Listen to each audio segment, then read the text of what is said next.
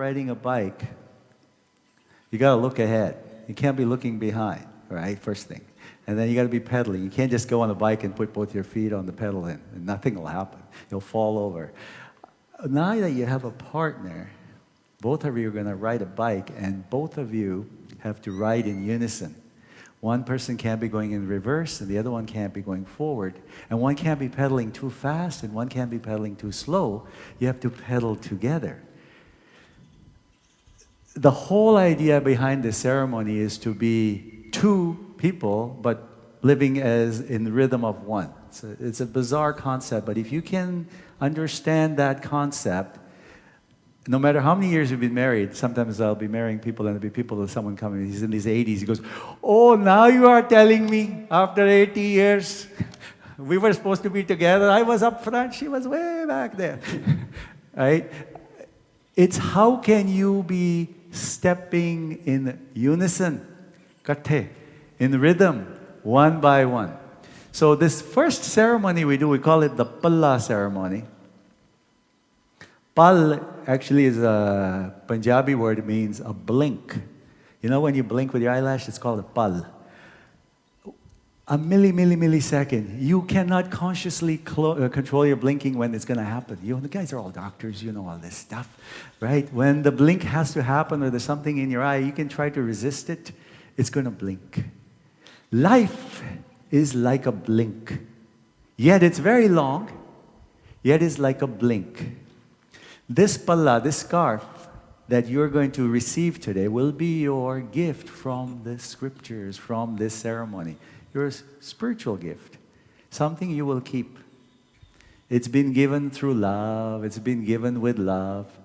And once it's placed around you both, I want you to look at it as a physical reminder. See, every day you're going to have so many distractions. We get so many distractions, as soon as a child is born. It's sitting in this lovely womb for 9 months. It's dark, it's cozy, it's warm, it's so nice. Then all of a sudden it comes out, where am I? What is this place? How am I going to learn to talk? I have to learn to eat. I have to learn to potty. I have to do all these things. Then I have to go to school. I have to get a degree. Then I have to buy a house. Then I have to do this. It's no longer cozy. It's distractions. But the scriptures, a wedding is one way for you to get out of those distractions and find out that you can actually have love with another partner who's on the same page as you. Finding the same page is the trick. I'm not familiar with how many billion people on this earth now, roughly? 7 something, right? Out of 7 billion people, you two found each other. Pretty big probability, right? You think about it. You could have found someone else. All the people on this earth we see. You too. So you've chosen the ultimate companion.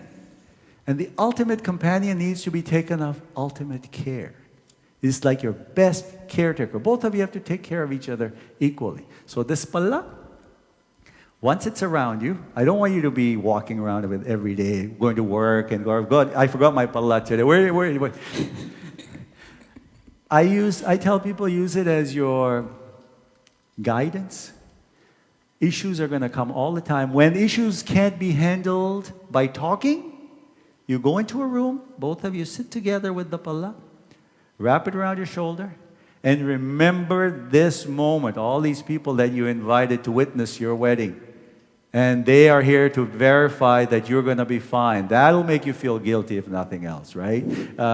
Okay, these people saw us, and we told them that we're going to have a nice life together. We're made for each other. We're not going to looking around anywhere else. We're not finding another billion people we're going to go through.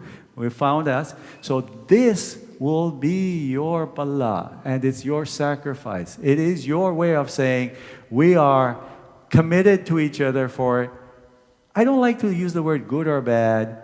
I like to use the word for equal play. It's equal play because every time you do something, there's going to be good and bad embedded in it. Every time you do something. A surgeon has to cut someone. We might call that bad, but they're doing it for something good, right? The cutting. The knife isn't bad. The knife's just doing the job. But if you see a knife by a murderer, it looks bad. But the same knife can do different things. So equal play for both of you, equal partnership. This path is all about equality. That's why you're sitting together. That's why you're sitting here side by side. And I want you to be really good to her, okay, Gaurav? I don't want excuses later. मैं भूल गया, पता नहीं, उधर गाल में मान ली सी पर होना था. No excuses, no stories like, well, something has changed. If it's changed, then fix it. Don't wait long.